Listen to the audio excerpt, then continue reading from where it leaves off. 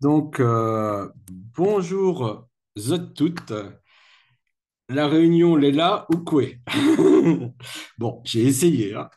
Donc, même si j'ai maladroitement utilisé du créole, comment il est, je voulais vous dire, je voulais vous montrer que, et je vais vous montrer tout au long de la, les là, ben, c'est bien.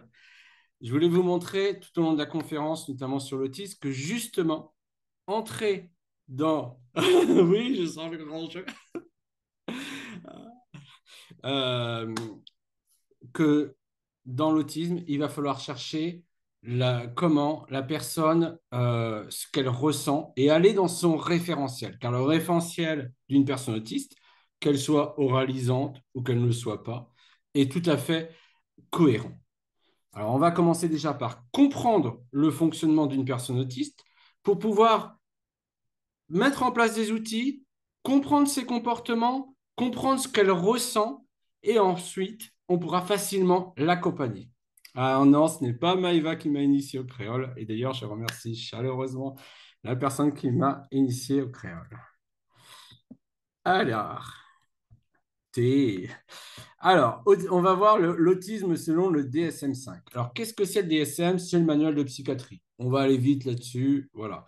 Le manuel de psychiatrie mondiale, enfin américaine, donc mondiale, hein. Donc, qu'est-ce qu'on a dans l'autisme? On a deux composantes. Le trouble de la communication sociale, qui va être le trouble, enfin, qui va être à la fois parler de communication, donc à la fois initier, maintenir une conversation. Par exemple, une personne autiste, on pourrait lui dire salut, comment ça va? Et il va dire bien, et il va s'en aller, par exemple. Donc, tout ce qui est maintien, réciprocité, comprendre la communication non verbale, les mimiques faciales, même les produire. Et puis tout ce qui va être difficulté dans la sociabilité, hein. Donc les relations, savoir identifier une personne connue d'une personne inconnue, savoir par exemple ce qu'est un ami, comment maintenir une relation amicale, non, même une relation affective. Et donc tout ça, ça peut engendrer des difficultés. Alors on parle de troubles, mais pourrait parler de spécificité de communication, ça irait tout aussi bien et ça serait plus inclusif. Et le caractère restreint et répétitif des comportements, des intérêts ou des activités. Ce n'est pas pour ça que je tape des mains, mais effectivement, ça en fait partie.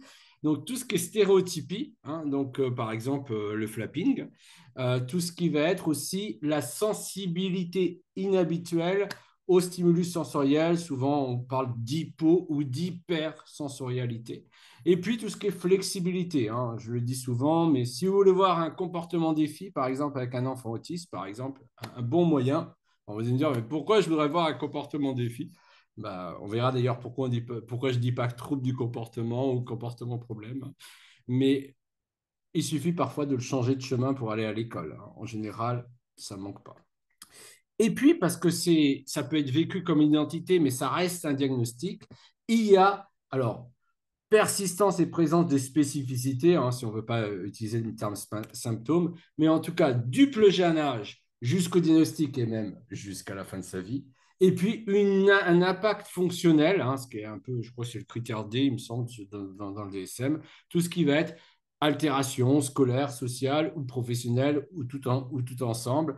Au moment du diagnostic, parce que quand il va être posé, hein, mais bien sûr, ça continue tout au long de la vie avec parfois des moments où la personne peut plus, parce que l'environnement est plus inclusif, être dans une plus grande facilité pour pouvoir travailler, etc. Donc ça, c'est l'autisme selon le manuel de psychiatrie. Alors, on a le DSM-5 pour la partie manuel de psychiatrie, on a pour la cotation souvent la CIM, hein. Mais voilà, ça reste le DSM-5. Alors, peut-être qu'avant, vous avez entendu parler d'autres nomenclatures qui s'appelaient par exemple les troubles envahissants du développement, hein. Donc, ça reste de l'autisme, sauf que à l'époque, dans les troubles envahissants du développement, on avait tout ce qui était syndrome de Rett. Et on avait une vision plus de catégorie. C'est-à-dire que, par exemple, il y avait le syndrome d'Asperger, il y avait l'autisme infantile, il y avait les TED non spécifiés, hein, le truc, voilà. Le problème souvent du catégoriel, c'est ça. C'est-à-dire qu'on est soit dans une catégorie, soit on n'y est pas. Puis quand on arrive au bout des catégories, on met dans non spécifié, parce qu'on ne sait pas où les mettre. ce qui fait que la catégorie non spécifiée devient vite un fourre-tout. Alors, bien sûr, hein, aujourd'hui, peut-être qu'il y a des personnes qui trouvent que l'autisme est très diversifié, c'est sûr, mais il y a une unité de spécificité, celle que je viens de décrire. Donc, la prévalence rapidement, hein, alors là, c'est déjà ancien, parce qu'on est plus, je crois, sur 1 sur 33, il me semble, aux États-Unis, hein. Je regarde juste les,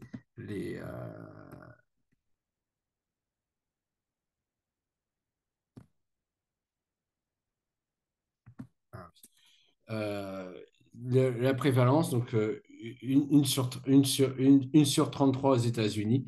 Maëva, si tu regarderas le chat, s'il y a des questions en direct, hein, vous pouvez poser des questions en direct, mais par contre, je ne peux pas les regarder, parce que si je les regarde, j'arrête la Non, conférence. non, Donc, ne t'inquiète pas, comme je te disais, je gère le back-office, donc vas-y, d'accord, fais-toi d'accord. plaisir. Donc, je ne regarde pas. Non, non, vas-y, vas-y. Donc, la prévalence a beaucoup augmenté, hein. Donc, on est sur 1 sur 110, on va dire, à peu près en 2010, non, un peu avant 2010. Alors, en France, on était sur 1 sur 100 pendant des années. Aujourd'hui, on parle plutôt de 2 sur 100, hein.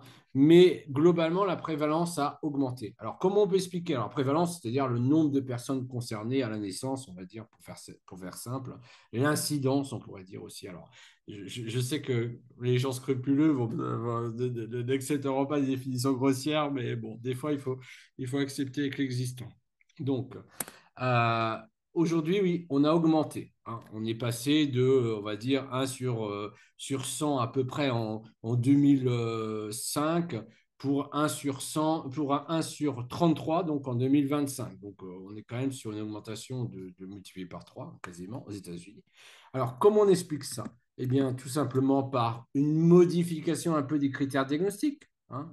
Tout simplement, déjà, ça pourrait être ça, hein. Il faut reconnaître qu'avant les CRA, par exemple, les personnes autistes sans déficience intellectuelle étaient rarement diagnostiquées. Une substitution diagnostique, c'est-à-dire que, par exemple, ceux qui étaient avant avec un diagnostic de type, alors aujourd'hui, ça s'appelle trouble du développement intellectuel, mais à l'époque, déficience intellectuelle, qui n'avait que ce diagnostic-là, bah, peu à peu, ce diagnostic unique de déficience intellectuelle a disparu au profit de l'autisme. Peut-être une variabilité des procédures d'évaluation. Ah oui, alors ça, c'est plutôt, par exemple, que les études montrent, alors par exemple, voilà, Laurent Motron, par exemple, va parler d'études, bon, peu importe, que les études montrent moins de différence entre les personnes autistes et les personnes typiques, mais peut-être que c'est simplement que les études utilisent des personnes plus simples, entre guillemets, à manipuler pour les études. C'est-à-dire, par exemple, faire une IRM avec une personne autiste qui ne s'immobilise pas sur commande, ça va être beaucoup plus compliqué. En tout cas, il peut y avoir tous ces facteurs et peut-être d'autres facteurs que nous ignorons et dont je n'ai pas envie de parler puisque nous les ignorons, hein, et voilà. Mais en tout cas, ce qui est sûr, c'est que la prévalence a augmenté, que ce soit en termes de dans les écoles, dans les établissements. Alors moi, je suis formateur, mais je suis aussi superviseur d'un établissement, d'un IME, hein, comme on dit. Donc, c'est-à-dire que je vais dans les groupes d'IME et je donne des préconisations. Et oui, même dans les IME, on est plutôt sur du 50, 60, 70% de personnes TND, parce que voilà, TND, troubles neurodéveloppementaux, hein, où on trouve à la fois l'autisme, tout ce qui va être trouble des apprentissages, tout ce qui va être trouble de la coordination, tout ce qui va être trouble du développement intellectuel, donc la déficience intellectuelle, et tout ce qui va être TDAH. J'espère que j'ai rien oublié, hein. Quand je fais, déjà, quand je fais les 5 sens, en général, j'en oublie un, alors c'est pas possible que j'en oublié, hein. Donc, voilà, ça peut expliquer cette augmentation. Alors, on va aller assez vite, hein. L'idée, c'est pas vous deviner. Par contre, ce qui est important, et là, on va s'arrêter un peu plus longuement, c'est la différence entre les hommes et les femmes autistes ou entre les garçons et les filles autistes. Alors déjà, il faut s'entendre sur le fait que la différence, c'est avant tout des tendances. C'est-à-dire que on pourra trouver des femmes avec des difficultés sociales très visibles, avec voilà, et des hommes avec des difficultés moins visibles, hein. Donc ça reste des tendances. Deuxième point, ce n'est pas propre à l'autisme. Alors, sans doute le TDAH est aussi concerné, mais même sans parler de ça, si on prend par exemple les crises cardiaques, on sait que les femmes ont une présentation des crises cardiaques qui est différente des hommes. Elles sont d'ailleurs moins bien soignées, elles en meurent plus souvent, simplement elles en ont beaucoup moins. Donc, c'est pas propre. Alors oui, parce que par exemple, la symptomatologie classique des crises cardiaques chez les hommes, ça va être le bras gauche, la mâchoire qui fait mal, des choses comme ça. Les femmes auront une présentation plus subtile et différente. Donc, vous voyez, c'est pas propre à j'ai envie de dire, ça concerne même une crise cardiaque. On n'est pas sur quelque chose qui concerne que les troubles du type diagnostiqués en psychiatrie. Donc, qu'est-ce qu'il y a comme différence? Alors là, je vais assez vite, hein. Chez les hommes, on va trouver souvent une présentation plus classique, c'est-à-dire des difficultés sociales plus visibles souvent, une communication atypique et on va dire souvent, alors là c'est pareil, hein, le problème de ce que je vous donne aujourd'hui, déjà, ce graphique, j'ai dû le faire il y a 5 ans avec Adeline Lacroix d'ailleurs. Je vous conseille son livre qui s'appelle L'autisme au féminin, si vous voulez en savoir plus sur l'autisme chez les femmes. Je sais pas où je l'ai mis. Bon, on va dire que je vous l'ai présente. Ah bah il est là. Bon, c'est encore plus simple. Voilà. Donc l'autisme féminin. Donc voilà.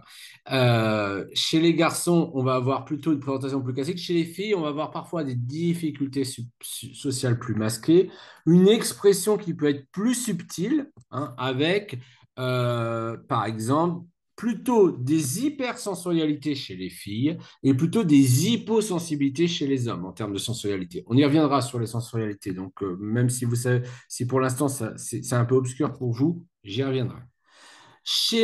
Souvent chez les filles, effectivement, on peut avoir des difficultés sociales plus masquées, mais c'est au prix de ce qu'on appelle des comorbidités internalisées, c'est-à-dire de l'anxiété, des choses qui sont sur elles-mêmes, de l'anxiété, de la dépression, et ça va être très compliqué parce qu'en fait, l'anxiété et la dépression, c'est des choses qui ne se voient pas forcément, surtout dans l'autisme. Donc, on va avoir des personnes qui vont effectivement avoir peut-être un meilleur fonctionnement apparent, mais au prix de choses qui vont les faire souffrir à l'intérieur. Chez les garçons, on aura plutôt ce qu'on appelle les comorbidités externalisées, c'est-à-dire vers l'extérieur. Donc, le TDAH, hein, tout ce qui est trouble de l'attention avec l'hyperactivité. Alors là encore, hein, peut-être qu'il n'y en a plus chez les garçons autistes parce qu'aujourd'hui, le TDAH est défini plutôt chez les garçons. Voilà, on pourrait se poser cette question-là. Après, on ne va pas rentrer dans... Là, on n'est pas dans un débat, hein. Trouble positionnel, donc tout ce qui va être avec provocation, ce qu'on appelle le top, hein, c'est-à-dire des personnes qui vont être très en opposition dans plusieurs lieux, dans plusieurs choses qui peuvent être un peu... Voilà. Et tout ce qui va être trouble obsessionnel compulsif. Donc, en tout cas, en termes de points de vigilance chez les femmes, ça va être effectivement tout ce qui va être comorbidité, tout ce qui va être aussi, et ça c'est super important, le risque énorme d'être victime d'abus sexuels, de violences sexuelles et de violences tout court, hein. Donc ça, c'est un point qui doit nous indiquer qu'on doit travailler, accompagner les personnes autistes, les femmes autistes dans cette problématique, hein. Chez certaines femmes autistes, peut-être leur demander veux-tu boire un dernier verre chez moi? Si elles ont soif, elles vont dire oui, hein. Alors que ça peut être un sous-entendu. Bien sûr, ça ne justifie absolument rien d'accepter de boire un verre chez quelqu'un, mais cela étant, leur donner les moyens de mieux comprendre les sous-entendus, etc., dans un monde, effectivement, où la violence est quand même omniprésente, c'est important. Euh, alors, aujourd'hui, en termes de sexe ratio, on a une femme pour 4 personnes diagnostiquées. Donc, une femme pour 3 hommes, à peu près. Alors, ça va dépendre ça varie, ça varie, hein. C'est comme à peu près. Si vous me demandiez aujourd'hui, par exemple, le pourcentage de la déficience intellectuelle dans l'autisme, je serais incapable de vous le donner parce que les études les plus anciennes vont donner un chiffre plus grand, les études les plus récentes vont donner un chiffre plus petit. Peut-être parce qu'aujourd'hui, il y a des personnes autistes sans déficience intellectuelle qui sont plus diagnostiquées qu'avant, mais aussi peut-être parce qu'on s'est rendu compte que beaucoup de personnes autistes avaient une déficience intellectuelle supposée, hein. Parce que parfois, on dit que une personne autiste a une déficience intellectuelle, mais on ne lui a jamais fait passer un test de QI. Parce qu'il faudrait de l'attention conjointe, c'est-à-dire rester sur place, rester à table, etc., sans même parler de communication orale. Donc on revient sur les femmes. l'idée ici, c'est que beaucoup de femmes autistes aujourd'hui sont sous-diagnostiquées. Elles le sont souvent par un parcours compliqué, parfois parce que leur enfant a été diagnostiqué, parfois à la suite d'un burn-out, d'une dépression.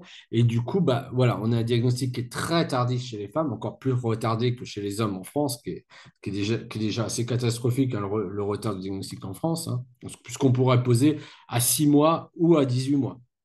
On va dire à 6 mois, on pourrait commencer à poser 50% des diagnostics. À 18 mois, 75%, hein. Mais bon.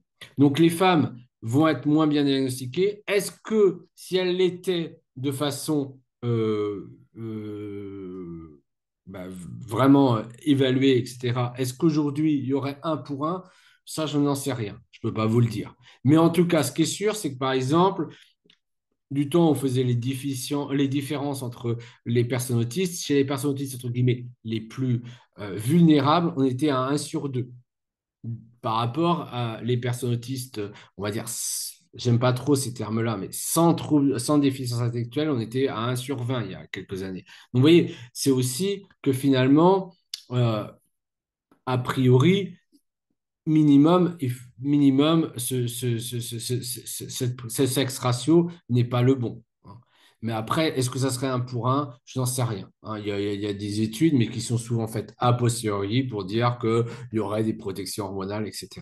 Toujours est-il qu'aujourd'hui, cela nous incite aussi à réfléchir, à mieux observer, à mieux diagnostiquer et aussi à ne pas balayer l'idée de femmes autistes et de pas voilà, d'évaluer les femmes de façon très scrupuleuse en voyant tout leur parcours et toutes les comorbidités internalisées et pas le mettre sur le stress post-traumatique ou sur d'autres choses.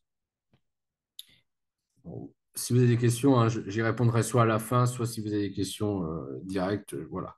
L'idée ici, c'est aussi vraiment réfléchir comment on va pouvoir mieux identifier les femmes autistes, mais aussi mieux les accompagner, hein. Hein. Alors, les causes, ça peut être aussi l'éducation genrée, le fait aussi que les femmes sont moins écoutées chez le médecin, hein. Il n'y a pas besoin d'être, voilà, il y a quand même une moindre écoute, voilà. Et je pense que j'apprends rien aux mamans d'enfants autistes en disant ça, c'est que souvent elles ont identifié qu'il y avait un problème chez leur enfant. Et puis on leur a dit, bah, ma petite dame, limite en ces termes, hein, parce que c'est très patriarcal la médecine, hein, je suis désolé, ma petite dame, il va évoluer, ne vous inquiétez pas, vous les femmes, limite, vous vous inquiétez pour rien. Et rien qu'être avec son compagnon, son mari, bah, elle va déjà prendre plus au sérieux le problème. C'est quand même assez dramatique, hein. Donc, c'est quelque chose aussi qui est lié aussi à la société et finalement à la moindre écoute des femmes et peut-être à l'éducation un peu genrée où on pousse les femmes à se surexposer socialement au mépris parfois de troubles internalisés. Je vois juste vite fait s'il y a des choses à dire. Alors, oui, voilà, aussi le fameux Munchausen, l'aliénation parentale, bref, on va pas rentrer dans toutes les choses, mais effectivement, ça peut être des causes, effectivement, et puis, bah, ouais, la psychiatrie classique est quand même pas vraiment au point sur l'autisme, sans parler du problème de la psychanalyse qui a quand même beaucoup touché. Alors, juste pour, je suis allé vite fait sur le fait de, là, vais pas aller trop loin sur le fait du diagnostic précoce, mais globalement, le diagnostic précoce, ça va être évaluer simplement, par exemple, l'absence de babillage, l'absence de pointage, hein. On va avoir des personnes qui, alors précoces, on va dire, là déjà quand ils pointent, hein, c'est déjà plus précoce, mais des personnes autistes qui vont prendre le bras comme un outil, hein. Le fait du retard de langage, donc c'est à partir de 18 mois qu'on parle de retard de langage, le fait de ne pas suivre, d'être plus attiré par les objets que par les personnes, des choses comme ça qui peuvent nous alerter très rapidement, le fait du cachet coucou, hein, mais qui ne sont pas des signes en soi, ça ne va pas arrêter, hein, les spams, euh, du fait qu'ils sont plus cachés, pardon, le fait qu'ils soient voilà, on sait qu'aujourd'hui, par exemple, quand on prend des frères et des sœurs d'enfants autistes, qu'on va coter, par exemple, à 6 mois, 50% qui auront un diagnostic ont déjà des signes très visibles et 75% à 18 mois. Donc, on est vraiment sur une capacité de poser la moitié des diagnostics à 6 mois. Ce qui va favoriser ce que je viens de montrer, la trajectoire de l'autisme. Parce que finalement, et on le verra dans les comportements, beaucoup de comportements sont incidentiels. C'est-à-dire que la personne autiste va prendre cette tasse, va la faire tomber par terre, alors, imaginons un verre, va le faire tomber par terre et va se rendre compte que peut-être, grâce à ça, elle a toute l'attention de tout le monde. Or, elle ne s'est pas demandé autrement l'attention. Et finalement, c'est nos réponses au comportement, nous, environnement, qui vont faire qu'un comportement va se maintenir ou pas. Et donc, savoir l'autisme va nous aider en tant que parents à mieux adapter nos réponses au comportement des personnes autistes et même à les stimuler, à travailler avec eux, à adapter leur environnement, à le structurer, à le rendre plus prévisible. Donc la trajectoire de l'autisme, elle est imprévisible. Hein. On va avoir des personnes qui vont avoir une évolution qui est très étonnante et d'autres qui vont avoir des difficultés qui vont persister, voire même à niveau égal à 3 ans, on ne sait pas comment la communication va évoluer. Et souvent, hein, moi, en tant qu'intervenant, je peux avoir cette question, mais est-ce que mon fils va parler? Ou est-ce que ma fille va parler? Alors, parler s'entend communication orale. L'idée ici, si un jour vous avez ces questions, puisqu'il y a quelques professionnels, c'est pas de répondre oui ou non, parce qu'on n'en sait rien. On peut dire à la rigueur, il y a des bons précurseurs comme le pointage qui veut dire je veux ça, par exemple. Mais ça reste, voilà. On ne sait pas quand il va parler, mais en attendant, et Maëva est une grande adepte, vous fera la promotion, on peut lui mettre en place, par exemple, une tablette de communication, ou du PEX, ou du Macathon, de la langue des signes, etc. Donc voilà. Donc c'est important aussi à la fois de rassurer, mais pas non plus de créer des faux espoirs, comme j'en entends des fois en établissement, où on va dire, ah, il va avoir le déclic, comme si il y avait des personnes qui avaient 15 ans et qu'un jour ils se réveillaient et ils parlaient comme Joseph Chohanek.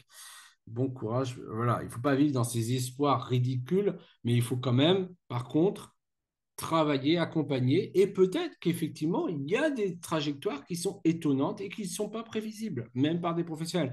Peut-être que si on avait ce qu'on appelle on va dire, un diagnostic plus fondé sur l'étiologie, c'est-à-dire sur les causes, peut-être qu'avec la génétique, on pourrait avoir des diagnostics, des trajectoires plus prévisibles. Mais il ne faudrait pas non plus voir la génétique comme du fatalisme. J'espère que je ne suis pas trop jargonnant. Je suis peut-être plus crédible quand je fais du réunionnais, alors. Enfin, du créole, pardon. Pas du réunionnais, je suis désolé, du créole.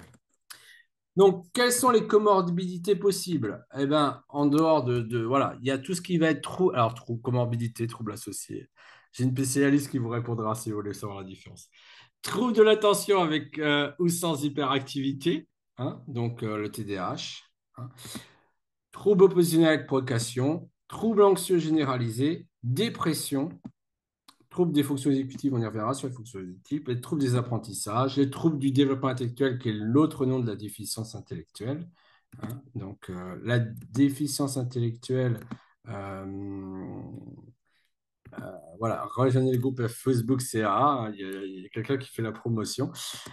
Trouble du développement intellectuel, alors voilà, disons que dans le trouble du développement intellectuel, on évalue à la fois ce qu'on va appeler le QI, hein, donc un test du QI, hein, mais on évalue aussi tout ce qui est comportement adaptatif. Vous avez peut-être déjà entendu parler, c'est un outil qui est très connu, c'est la Vineland. Hein, c'est un outil qui donne un âge. Alors, pour faire simple, hein, mais là, pareil, c'est vraiment très grossier. On va dire que les comportements adaptatifs, c'est l'autonomie. Mais c'est vraiment très simplifié, hein, ce que je dis. Et puis, les troubles obsessionnels compulsifs.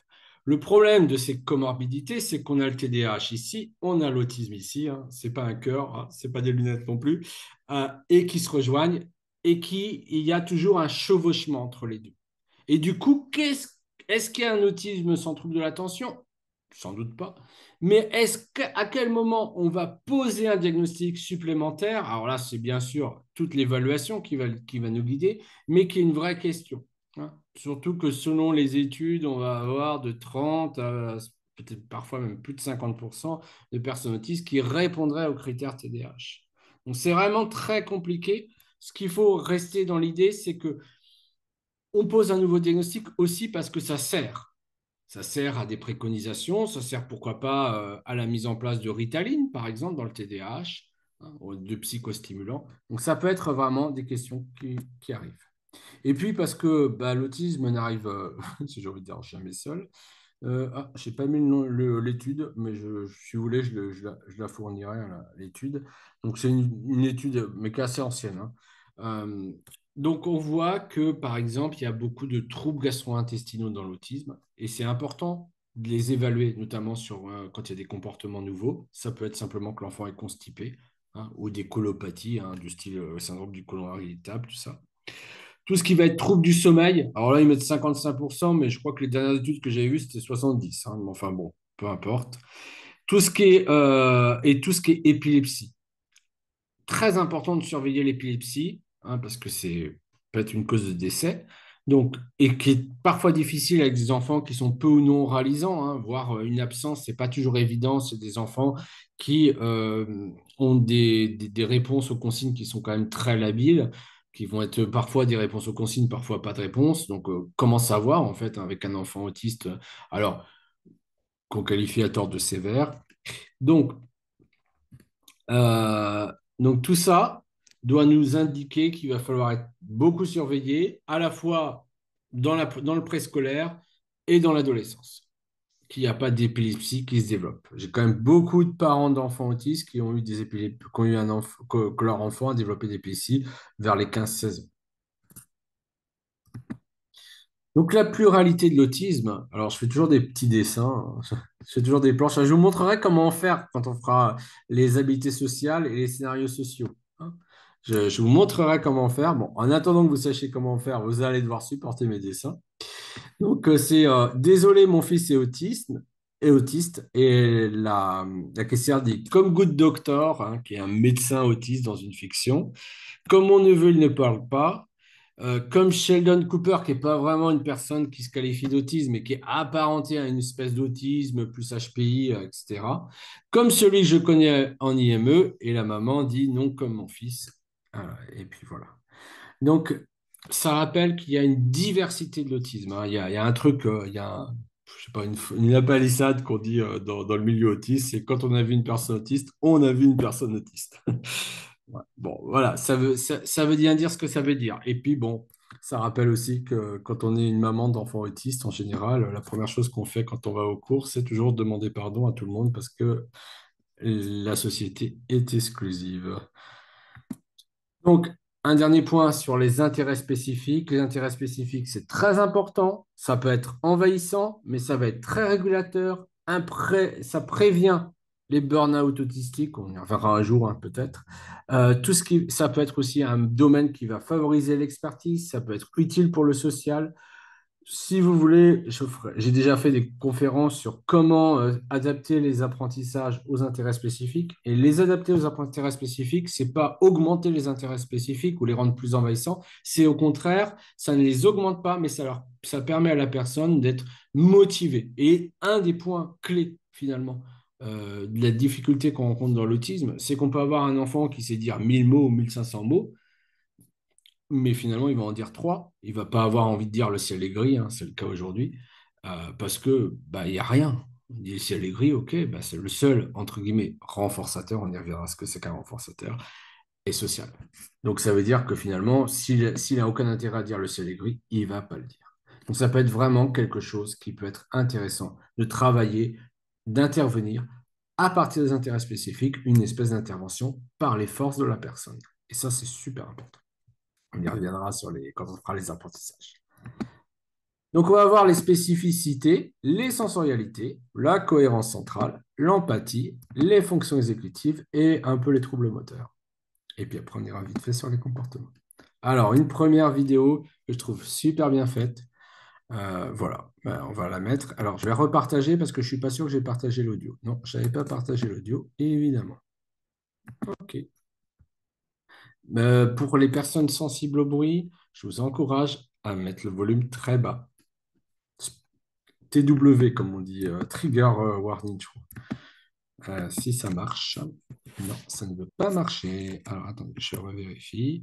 Pourquoi ça ne marche pas? Pas marché, ça n'a pas marché. Alors, je vais partager depuis YouTube. Tout de suite.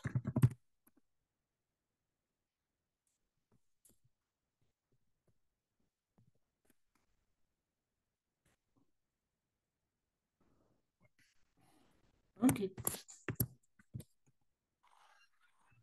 Je vais la remettre au début, en plein écran, et je vais partager.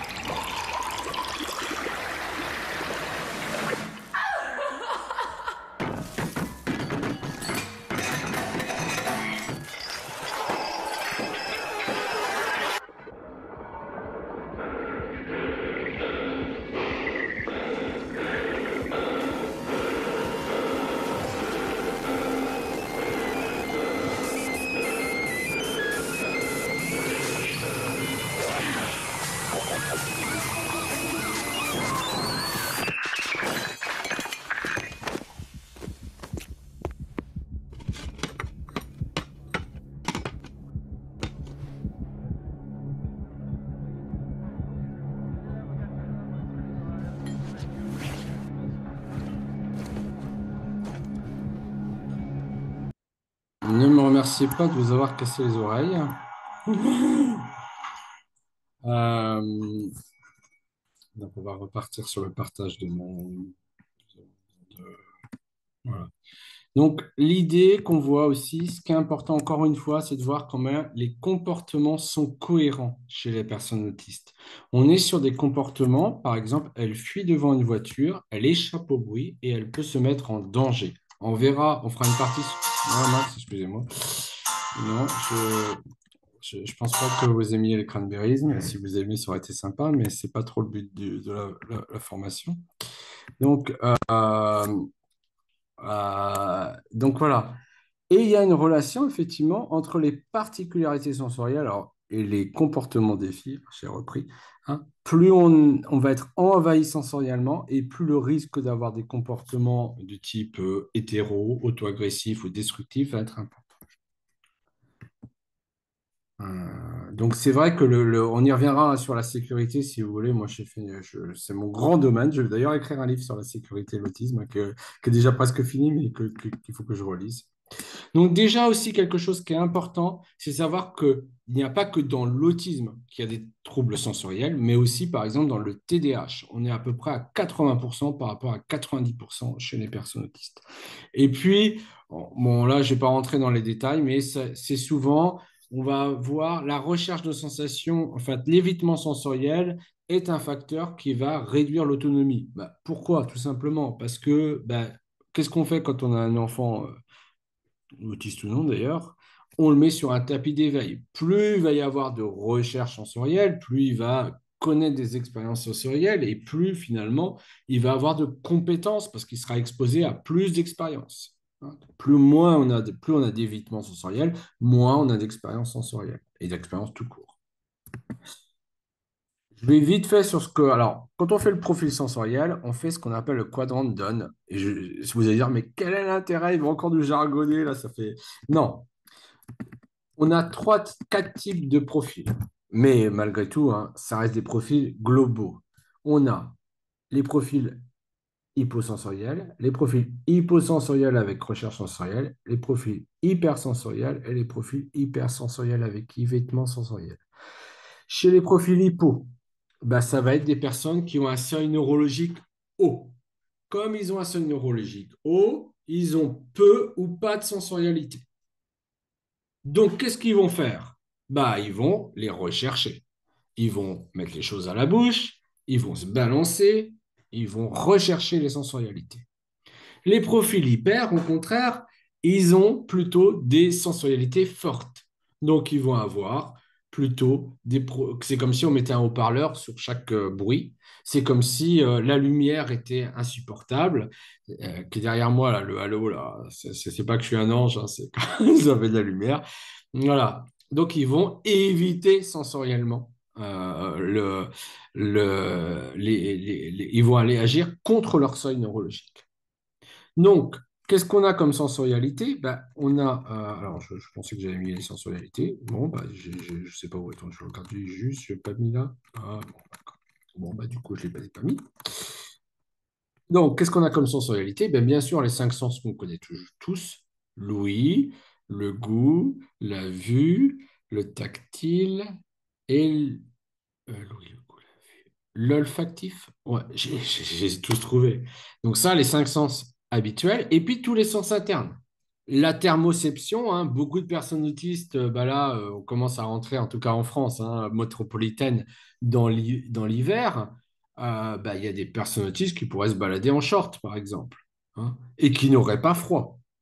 Le fait de ressentir ou pas la douleur, ce qu'on appelle la nociception, le fait, par exemple, de tout ce qui va être proprioceptif, la position du corps, le fait de tout ce qui va être vestibulaire, le mouvement.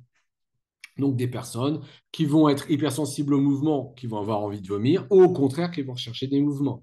Des personnes qui vont, par exemple, être très sensibles à la douleur, ou au contraire ne pas du tout être sensibles à la douleur, ce qui peut provoquer des retards de diagnostic. Et ça aussi, je pourrais en faire une formation là-dessus aussi, ce qui est problématique puisqu'on a des retards de diagnostic et on sait que pour produire un retard de diagnostic, bah, malheureusement, un pronostic vital parfois engagé.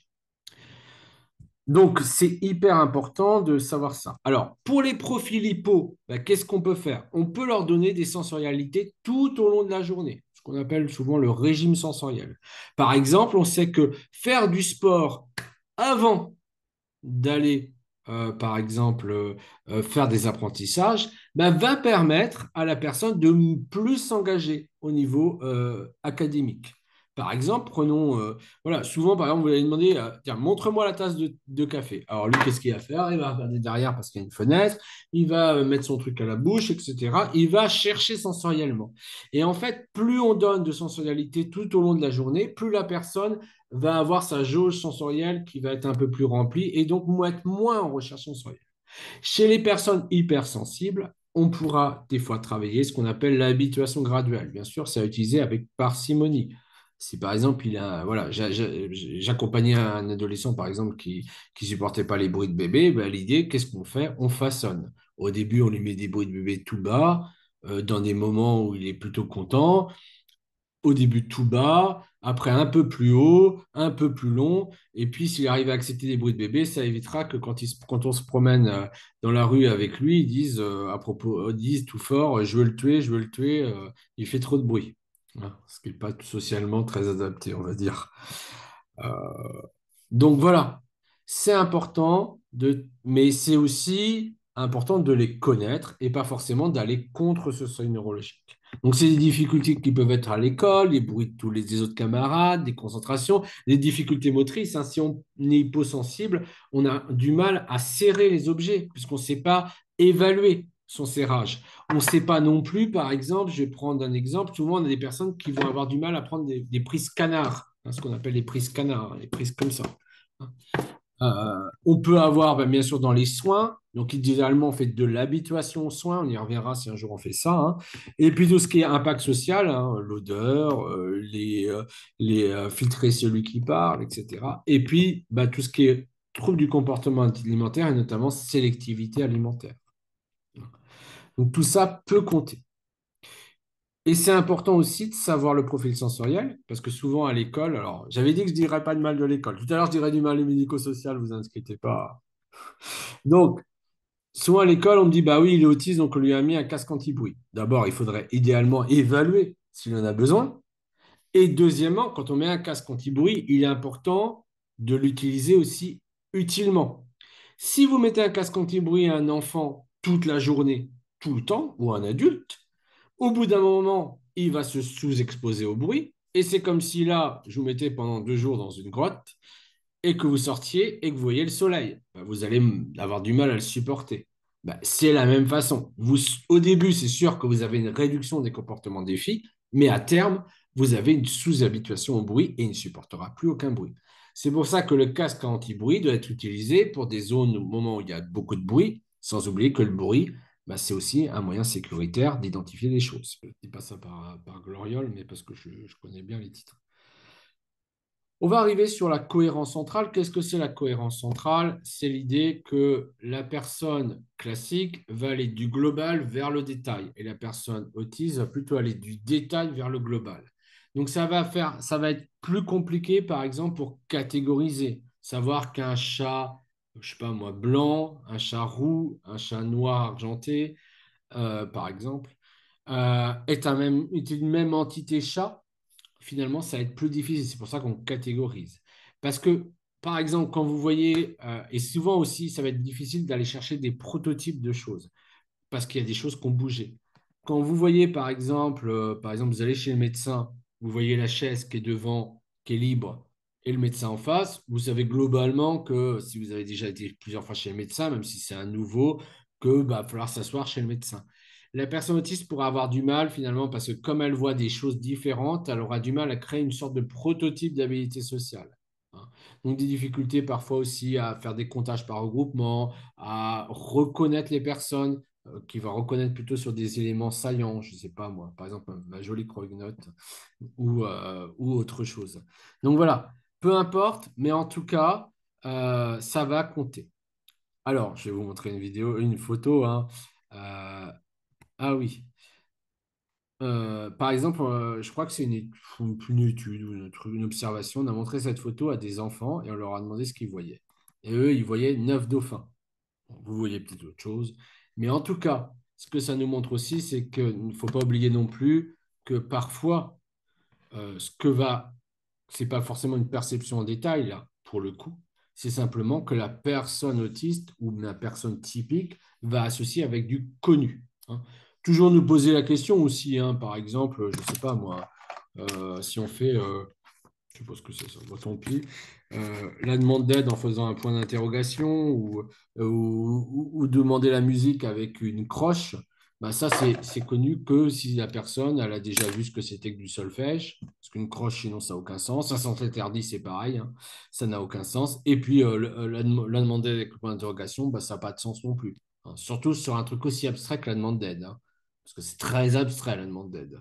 Donc, réfléchir aussi à ce que la personne connaît et adapter aussi sa communication. Alors, souvent, en fait, on le fait par ce qu'on appelle le conditionnement. Hein. C'est-à-dire qu'au bout d'un moment, elle voit qu'elle donne la croche et qu'elle obtient, je ne sais pas moi, Maître Gims qu'elle adore. J'ai beaucoup de gamins qui aiment Maître Gims, hein, malheureusement.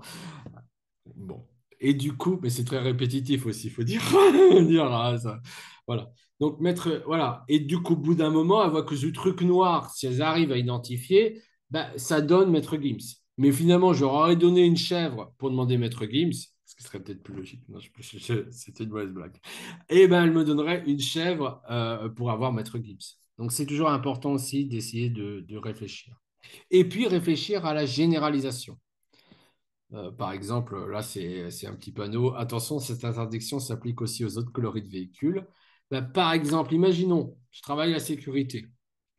Et par exemple, je fais sortir une carte sur demande. Donc, je fais de la guidance. On y reviendra si vous ne savez pas ce que c'est que de la guidance. Au début, elle sort la carte sur, bah, je ne sais pas moi, es-tu perdu? Il sort la carte parce que apprendre à quelqu'un s'il est perdu, c'est compliqué.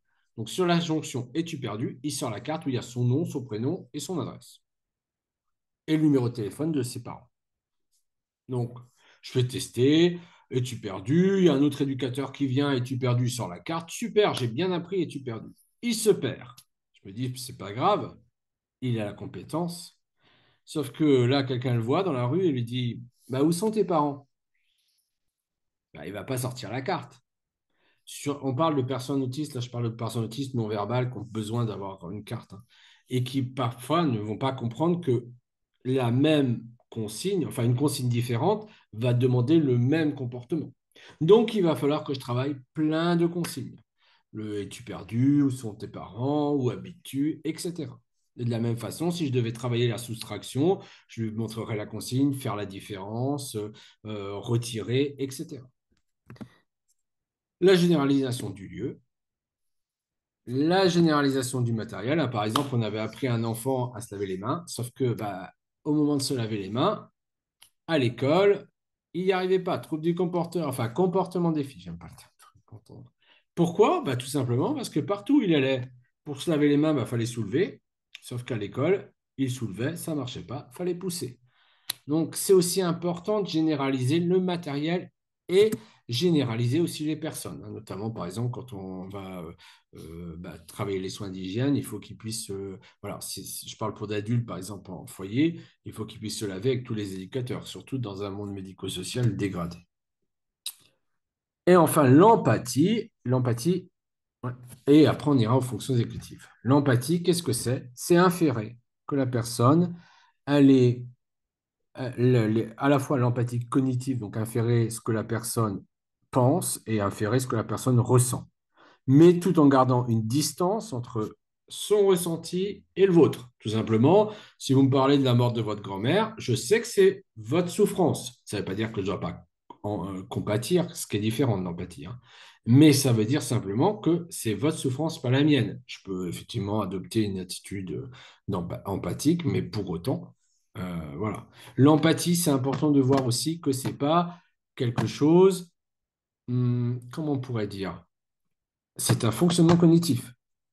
Donc, c'est plutôt, souvent dans l'autisme, ce qu'on va voir, souvent, c'est des personnes qui ne comprennent pas l'attendu, hein. Et notamment, il y a cette notion de double empathie. La personne autiste ne comprend peut-être pas l'attendu de la personne typique, mais la personne typique ne comprend pas l'attendu de la personne autiste. Donc, on est sur une double chose. Et voilà, l'étude qui est la plus connue, enfin pas l'étude, mais enfin oui, c'est une étude, enfin, le test qui est le plus connu, c'est Sally et Anne. Sally pose son portable, par exemple, sur le PC, elle s'en va. Anne arrive, dit, bah non, c'est pas sa place, là, le portable, il faut le ranger dans le tiroir. Et on demande à des personnes, où est-ce que, quand Sally va revenir, elle va chercher le portable. Par exemple, à déficience intellectuelle égale, les personnes trisomiques vont dire, bah, il va le chercher sur le PC, puisqu'elle, en gros, elle l'a mis là, en partant. Et les personnes autistes vont dire dans le tiroir, parce qu'ils ont du mal à inférer une idée fausse une idée fausse aux personnes. Parfois, c'est aussi l'empathie, c'est un manque d'habilité sociale et un manque surtout de compréhension de l'attendu. Tu sais, ma tante a un cancer, c'est dur de l'avoir ainsi. Et la personne répond, pourtant le taux de survie est à 75%. Par exemple, alors qu'est-ce qu'il y a? Hop.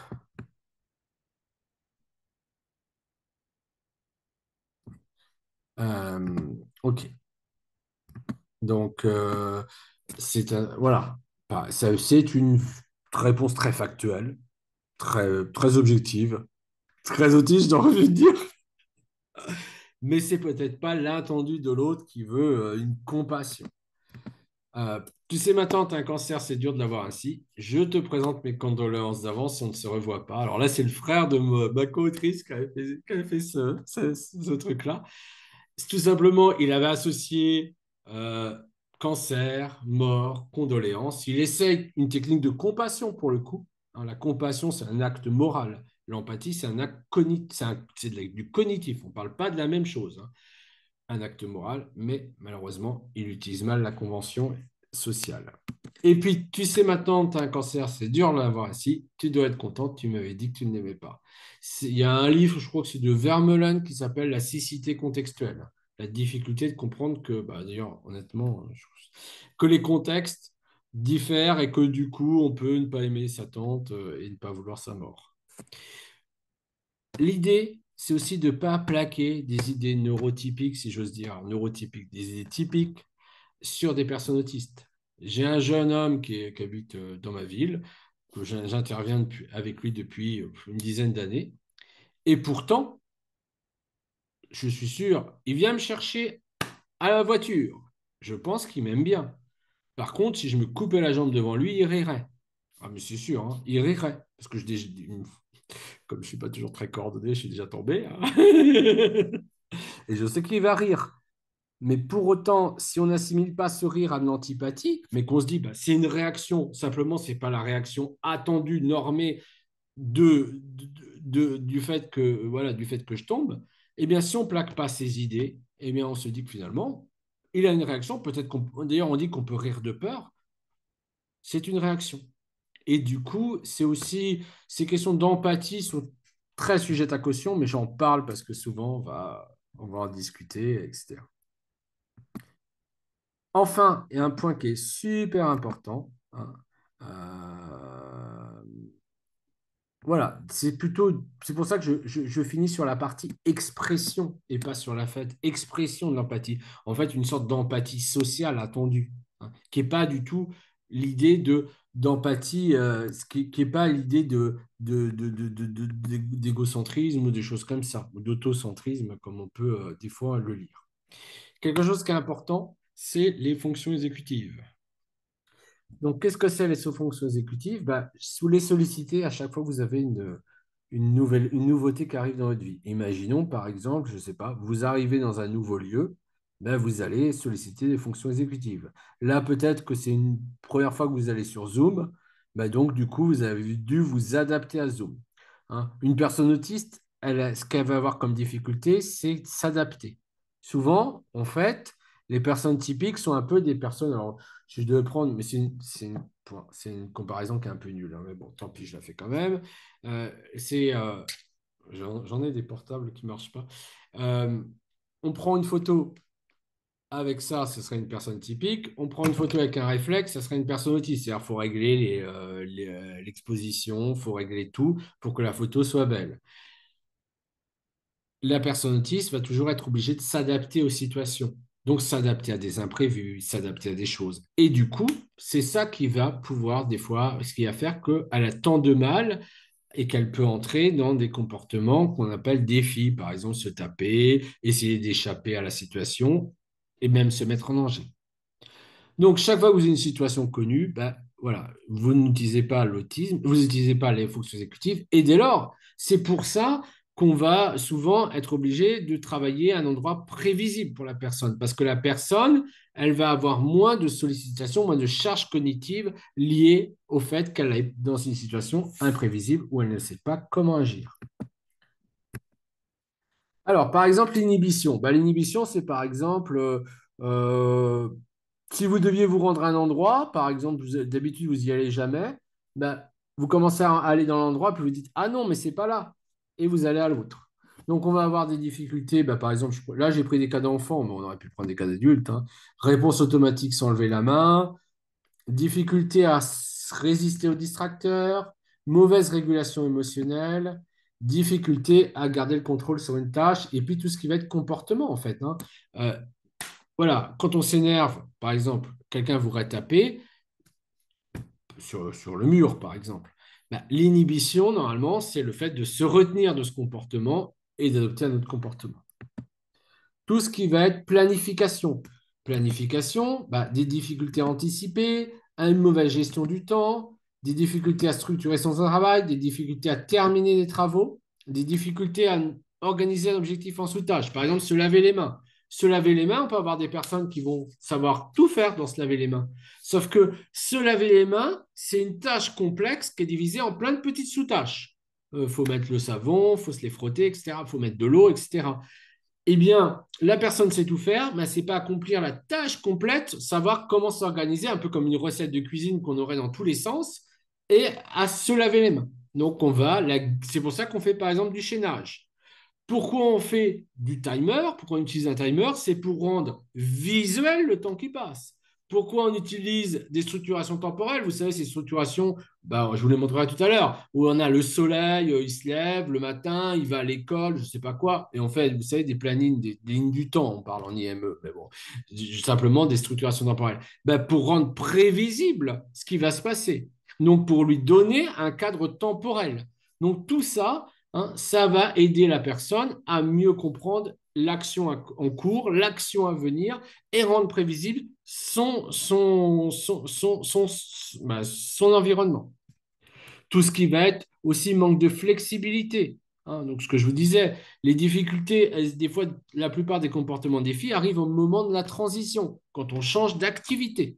On passe des maths au français, on passe du travail au repas, du repas au travail, etc. Hein, donc, tout ce qui va être changer de manière de faire, des difficultés à évaluer aussi une nouvelle idée.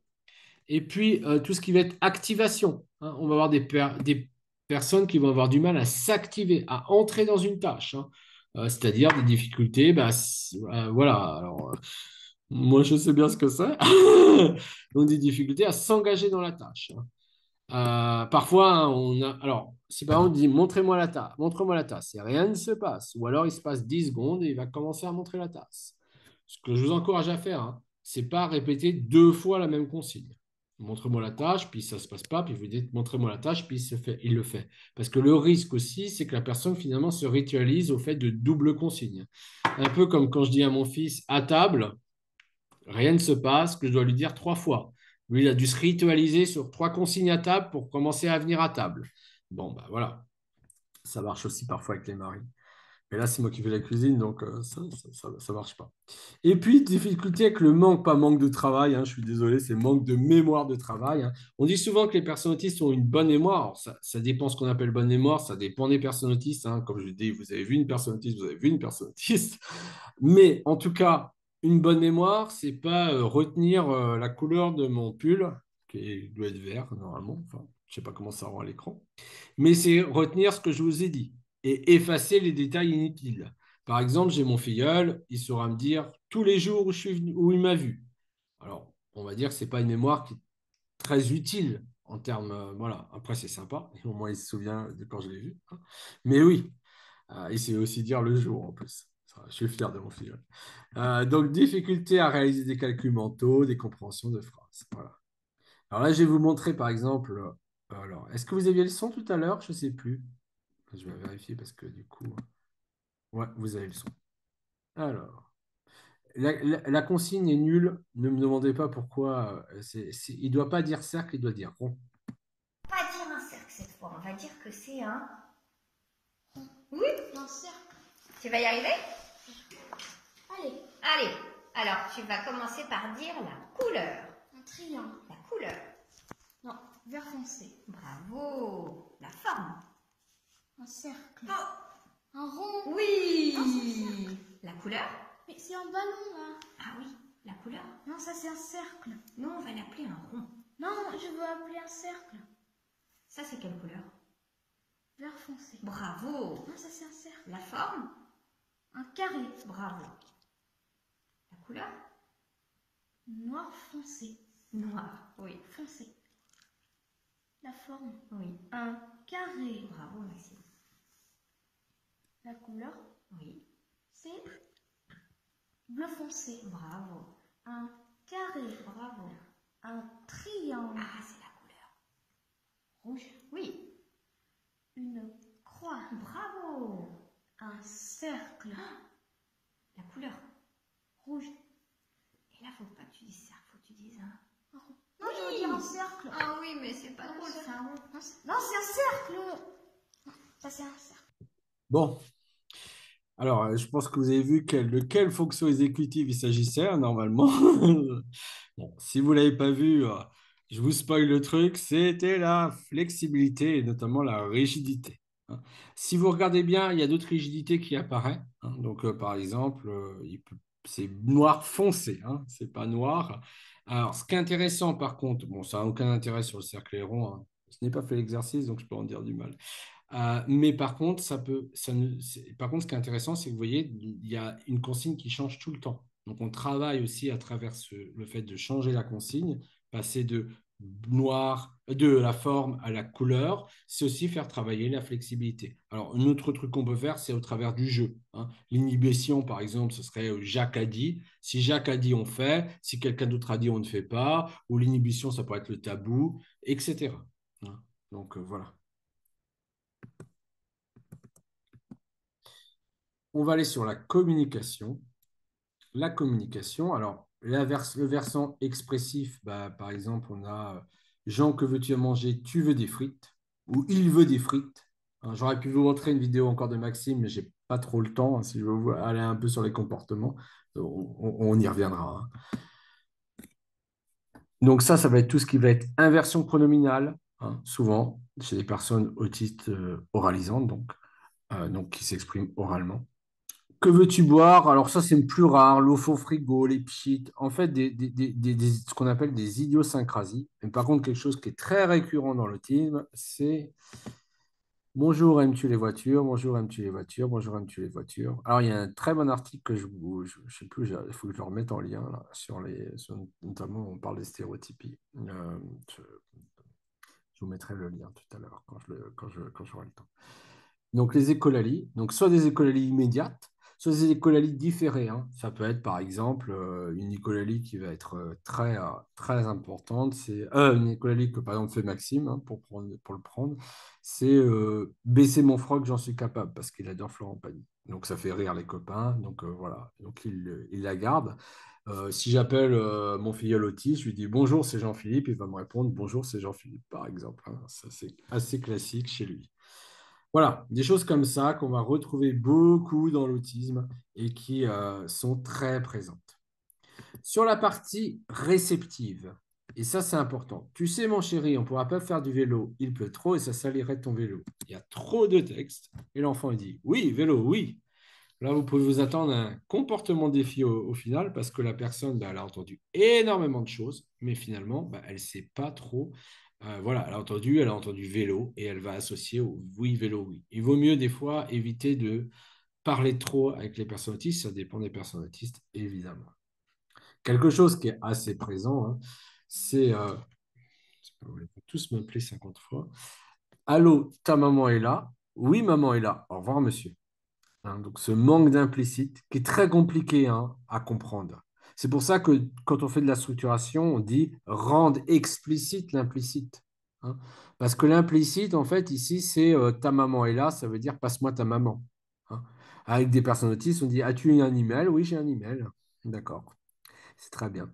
Alors, je vais vous montrer par exemple, quand j'avais été au centre expert autisme, donc, qui est à Créteil, donc, qui s'appelait à l'époque le centre expert Asperger. Quand je suis venu la première fois, il y avait marqué veuillez refermer la porte après usage des toilettes. Et quand je suis revenu, il y avait marqué au stylo et pendant usage des toilettes, hein, vous le voyez, hein, je ne l'ai pas inventé. C'est quelque chose qu'on retrouve énormément dans l'autisme, ce manque d'explicite. Hein. Et puis il y a la littéralité, donc ça c'est beaucoup moins présent. C'est par exemple il peut des cordes, normalement c'est de l'eau, mais ça s'apprend en fait avec une personne autiste qui a pas de grosses difficultés de compréhension. On va faire, voilà, on va lui apprendre que pleuvoir des cordes, bah, c'est important. Alors, c'est vrai que ce qu'il va faire, c'est l'exposition. Hein. Ce qu'il va faire aussi dans l'ironie, par exemple, c'est l'exposition et une espèce d'algorithme, et là encore d'adaptation. Hein. Au fait, on va avoir une sorte d'algorithme au fond de nous qui va nous dire, ah oui, mais là, en fait, ça ne peut pas être réel. Donc, c'est sans doute de l'ironie.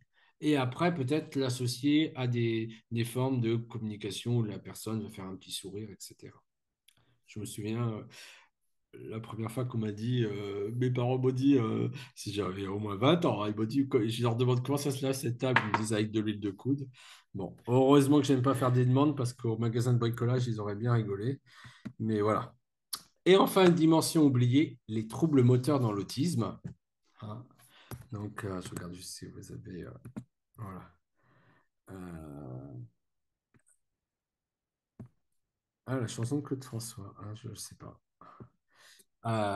Je n'ai pas compris l'anecdote, mais vous me la redirez.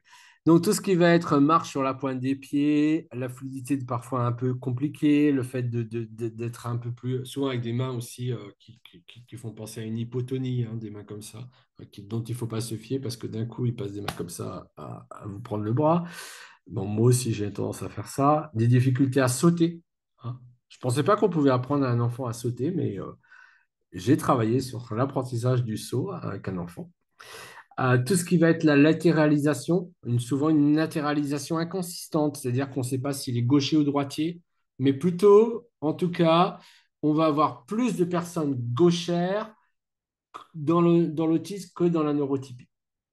Des difficultés de motricité fine et parfois aussi des difficultés de praxie orofaciale, ce qui peut expliquer en partie, par exemple, les troubles de la communication orale.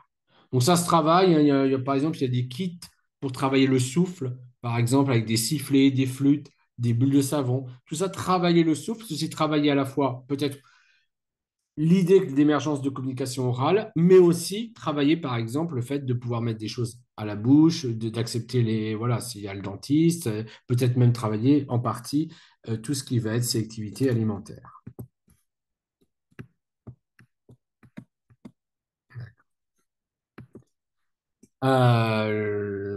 Donc, du coup, vous allez avoir donc le fonctionnement. Alors, je suis allé un peu vite, hein, mais j'espère que vous avez un peu un aperçu du fonctionnement. Va nous faire comprendre que finalement, le comportement d'un personne autiste est cohérent en fonction de son fonctionnement et va nous donner à la fois les outils.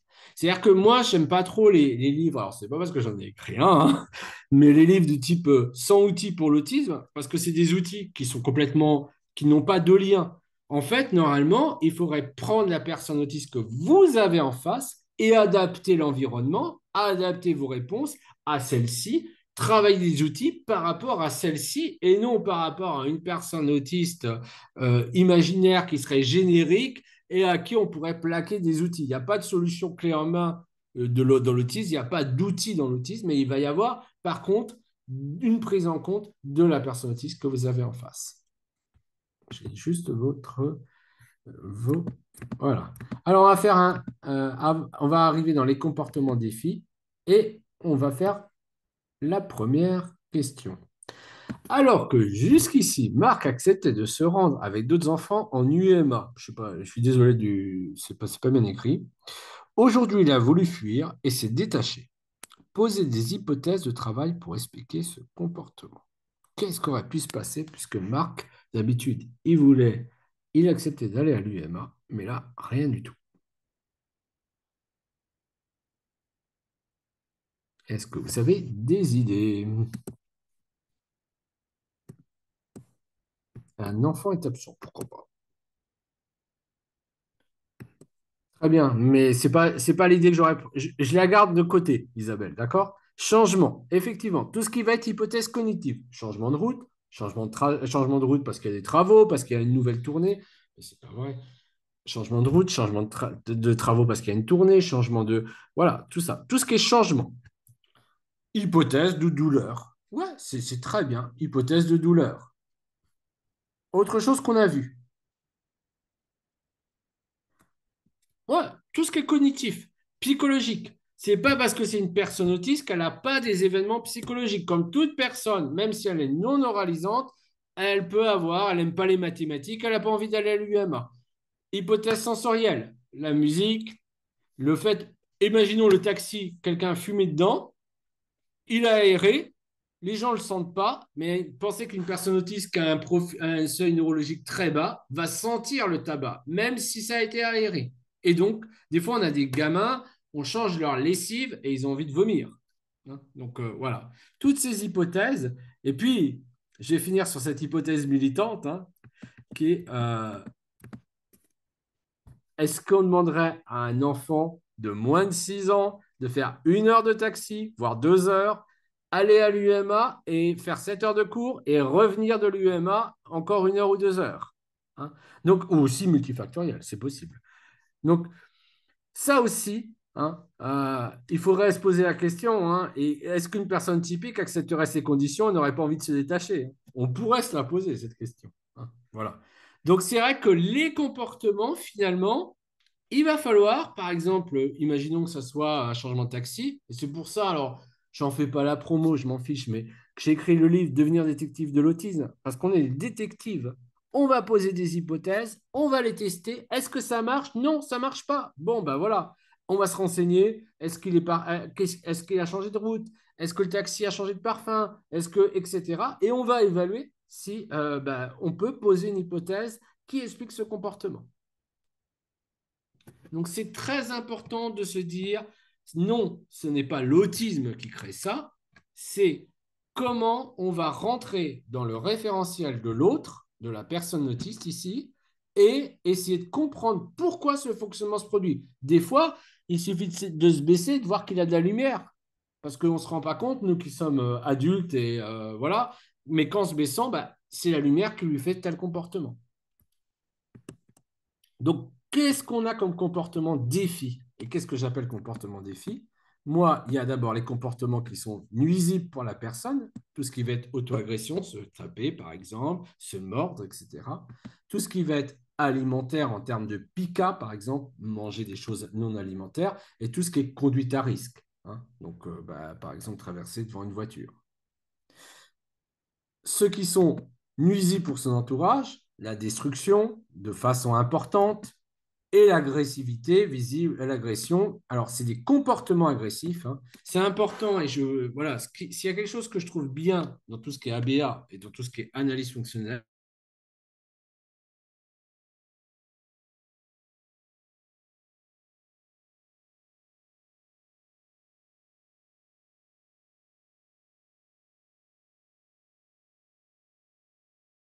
c'est la personne.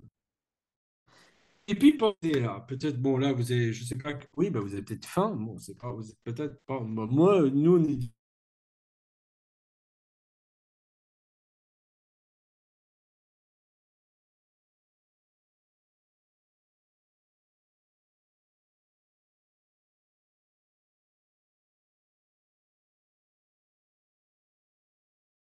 peut-être que Pascaline va voir le frigo et va taper dessus. Et moi, je vais dire à Léon que Pascaline, elle a un sacré comportement défi.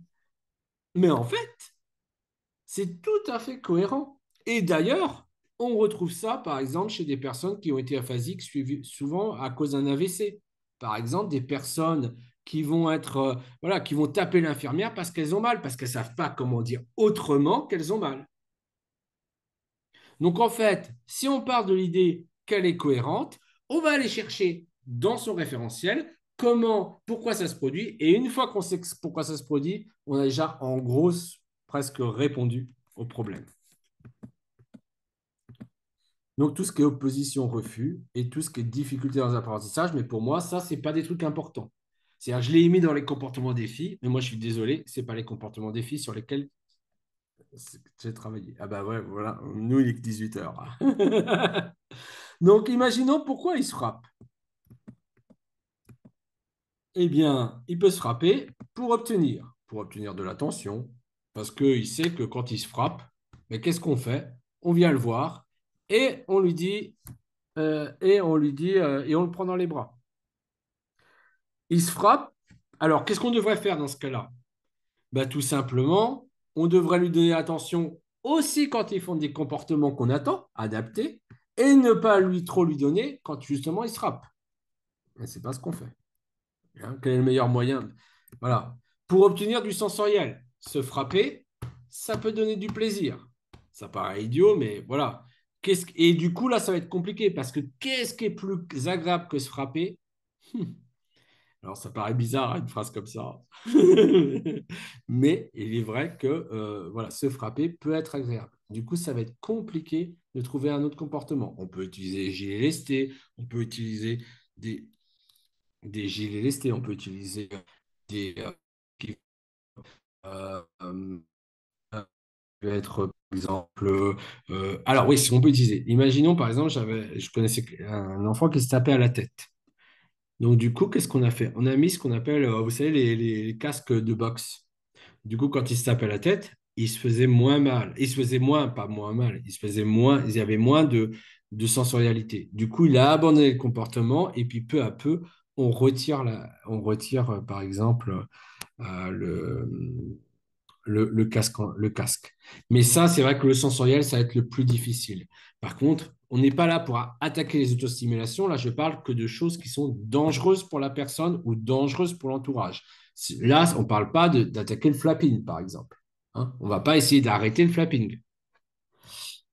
Et il peut se frapper pour obtenir des activités, hein. Donc voilà, il peut, quand il se frappe, qu'est-ce qu'on fait? Ben, il va en salle Snozelen, la salle sensorielle, où on le met dans la petite cabane qu'ils ont, le coin calme de l'école. Ah, mais si ça se trouve, en fait, comme il ne sait pas demander autrement le coin calme, bah, il se tape pour obtenir le coin calme. Peut-être que si on lui avait donné des cartes coin calme, il ne se rappellera même plus. Il peut se frapper aussi pour échapper. Échapper, par exemple, à la douleur. Et je prends toujours cet exemple. Alors, bon, il commence à dater, mais les plus de 40 ans, je vous parle d'un film que les moins de 20 ans ne peuvent pas connaître. Du coup, par exemple, les bronzés font du ski. À un moment, il y a Josène Balasco qui s'est luxé l'épaule, hein. Euh, et, euh, et du coup, pour remettre son épaule, on va la taper avec un bâton de ski. Bon, ça se passe pas vraiment comme ça devrait se passer, mais dans l'idée, on peut se frapper pour échapper à une douleur. Parce que cette douleur-là, on la contrôle, alors que l'autre douleur, on ne la contrôle pas. Et du coup, de même que parfois, alors on dit que les personnes autistes peuvent ne pas aimer le bruit, mais elles peuvent crier de façon lancinante et régulière parce qu'il y a un autre bruit et que du coup, elles ont un bruit qu'elles contrôlent, par exemple, par rapport à un néon qui essaye de s'allumer et de s'éteindre, qu'elles ne contrôlent pas. Donc, toujours, quand il y a un nouveau comportement, on va évaluer s'il n'y a pas une nouvelle chose qui se passe, des dents qui poussent, des douleurs, des troubles gastro-intestinaux, des constipations, tout ça, hein. Alors, il y a des échelles, hein, qui sont assez connues, par exemple, alors, ils appellent ça dans le médico-social la JEDI, l'ESDAA aussi. Ah, voilà, par exemple, hein, c'est les échelles un peu qu'a développé déjà Saravan. Échapper aussi à tout ce qui va être contexte. On se frappe pour échapper à un contexte. Et puis on se frappe pour échapper à une tâche. Quand il se frappe, on arrête la tâche. Donc, quand il se frappe, on arrête la tâche. Et du coup, du coup la tâche est arrêtée, hein, tout simplement. Un truc souvent, on met la tâche, on met par exemple la tâche devant, il prend les choses et il se jette par terre. Mais la question qu'on se pose, c'est pas forcément faire ce qu'on appelle de l'extinction, c'est-à-dire ne pas répondre à ce comportement. Et par exemple, dans ce cas-là, ce serait continuer la tâche. On peut aussi s'interroger, est-ce que notre tâche est assez guidée? Est-ce que notre tâche est assez renforcée? Est-ce que notre tâche est agréable? Est-ce que notre tâche est adaptée à son âge? Est-ce qu'on l'a assez? Est-ce qu'on lui a donné une tâche qui est... Voilà. Tout ça, bah, nous amène à réfléchir. Par exemple, j'avais ce jeune homme donc, qui habite au début, moi, je n'étais pas trop formé. Quand je lui donnais une tâche, il jetait tout par terre. Donc, qu'est-ce que je faisais? Je continuais par terre avec lui, mais il se jetait lui-même par terre. Donc, je continuais à par terre avec lui la tâche. Puis, il commençait à faire deux, trois trucs, puis il allait plus loin. Puis je continuais, puis il allait plus loin, puis je continuais. On passait 1 heure de galère, tous les deux, hein, soyons honnêtes. Moi, comme lui, je me disais, mais qu'est-ce que je fais là? À un moment, je me suis dit, mais écoute, Jean-Philippe, au lieu de viser des tâches comme ça en te disant que si tu ne lui fais pas obtenir des super tâches, il n'aura jamais la vie que tu imagines, etc. Et essaye simplement qu'il reste à table. Donc, je lui ai donné des tâches très simples, 2 pièces de poste qui se mettent ensemble, et j'ai super renforcé en le récompensant, en lui montrant que j'étais content, etc. Au début, il a fait 10 minutes à table, puis 15 minutes, puis 20 minutes. Aujourd'hui, il est à 1 heure à table. Et on travaille ensemble comme ça. Donc, vous voyez, c'est aussi, voilà, penser que peut-être c'est notre environnement qui crée ça, et changer l'environnement va faire que le comportement ne va plus se produire. Donc, quand on doit, alors ça, on y reviendra. Les grandes causes du trouble du comportement, ça va être les transitions et quand il ne se passe rien, manque de communication. Aussi les transitions, quand il ne se passe rien. Moi, je vois beaucoup dans les femmes ou les masses, il ne se passe rien. Qu'est-ce qu'ils font les gamins et les adultes? Ils ont 25 ans, ils sont dans la fleur de l'âge. Ils vont taper dans le mur pour essayer qu'il se passe quelque chose. Ils vont tout casser parce qu'ils s'ennuient et qu'il n'y a rien qui se passe. Voilà, j'avais dit que j'allais du mal du médico-social. Voilà, ça c'est un mémoire qui a été fait. Le lien malheureusement n'existe plus. Elle a disparu opportunément du site CRA de Nord-Pas-de-Calais.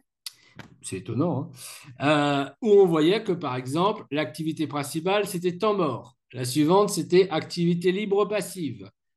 Et la suivante, c'était alimentation. Autrement dit, on n'avait strictement rien comme activité. Ben, qu'est-ce qu'ils font les jeunes adultes? Ils sont comme tout le monde. On mettrait n'importe qui là-dedans. Bah, il va s'auto-stimuler, il va taper dans le mur, il va faire des comportements défis, et tout simplement parce que la vie institutionnelle aura créé ça aussi. Et on le voit dans la deuxième partie que plus le niveau de déficience, de niveau de déficience intellectuelle est important, et moins il y a d'activité, parce que les éducateurs ne savent pas comment faire.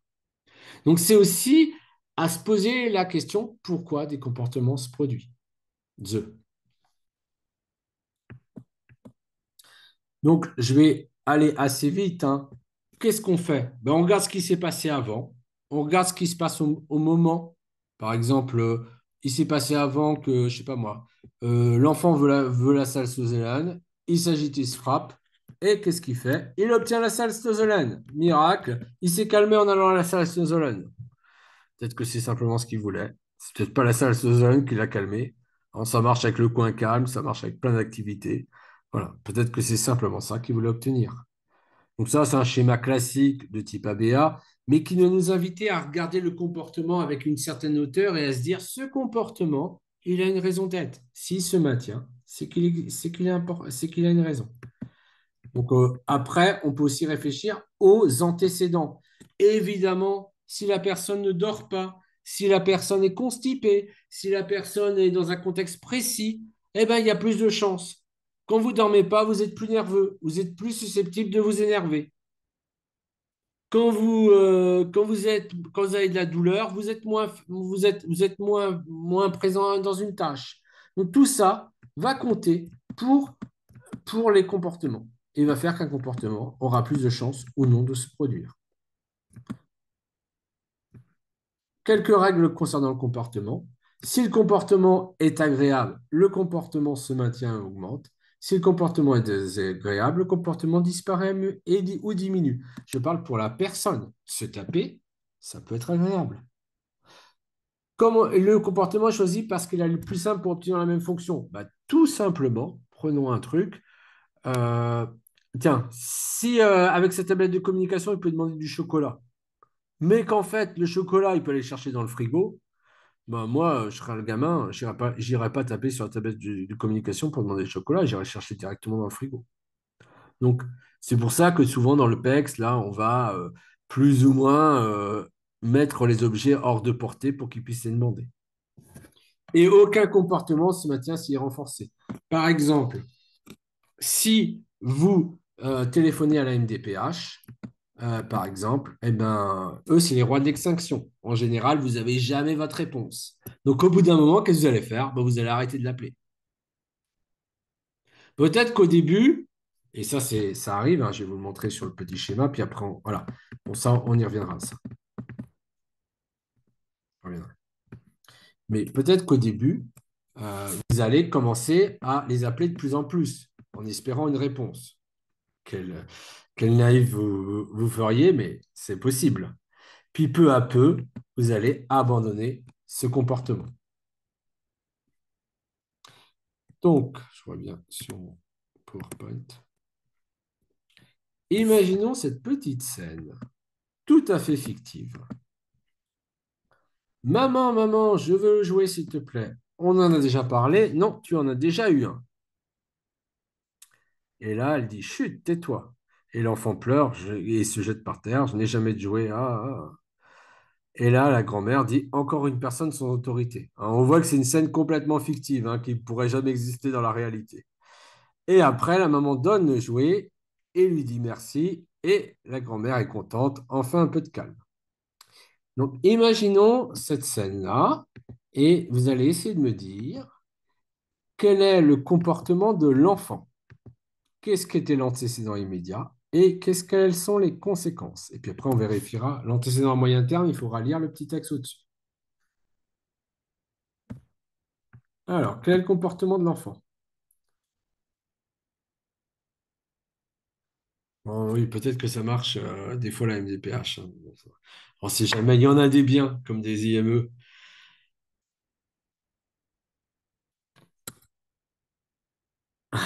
Oui, oui. Dans le même genre, il y a la CAF.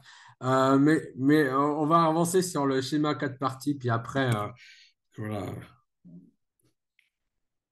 Alors, quel est le comportement de l'enfant?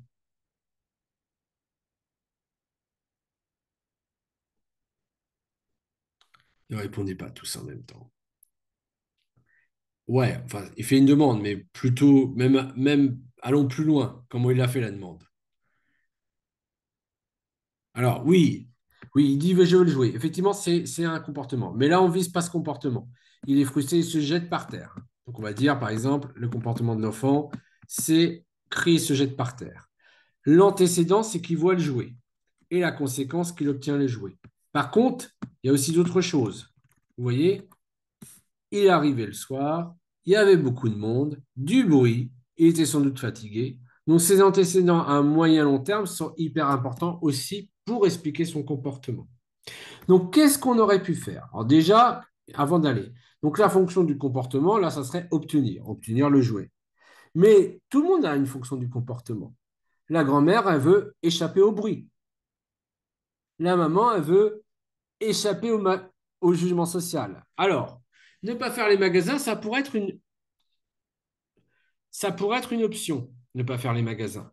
Mais c'est une option qui pousse les enfants autistes à ne plus entrer, ou les adultes autistes, à ne plus aller s'exposer socialement. Alors pourquoi pas, hein, le magasin, on s'en fout.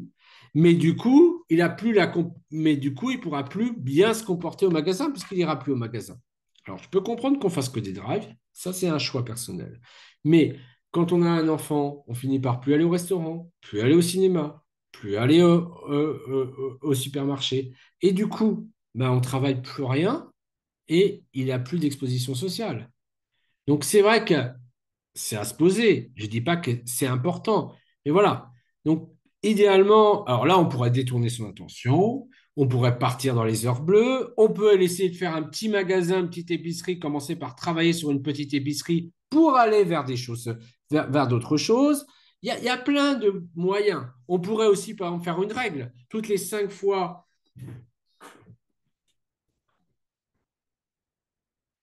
Donc, on pourrait aller faire 5 fois par exemple, au bout de 5 fois, il va à quelque chose. euh, Au bout de 5 fois, qu'il va au magasin, eh bien, il a l'objet, hein. Donc, ça pourrait être, par exemple, et dans ce cas-là, on le renvoie à la règle. On travaille avec une règle explicite au départ. Toutes les 5 fois, il aura le jouet. Et on dit, ben, regarde, c'est la troisième fois. Donc, on remet un jeton, c'est la quatrième. Et la prochaine fois, tu auras le jouet, par exemple. Alors, on ne va pas commencer par 5, selon les enfants. Peut-être que ça va être d'abord, au début, il va l'obtenir à chaque fois, puis 2, puis 3, puis 4, puis 5. Hein. Voilà. L'idée étant la suivante, que voilà, le jouet, voilà, on lui donne une règle explicite. Est-ce que ça va jusqu'ici?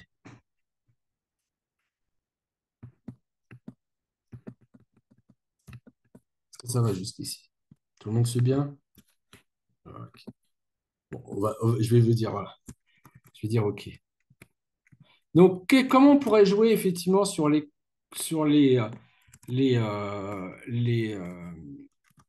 comportements? Et puis après, je vais retirer ça.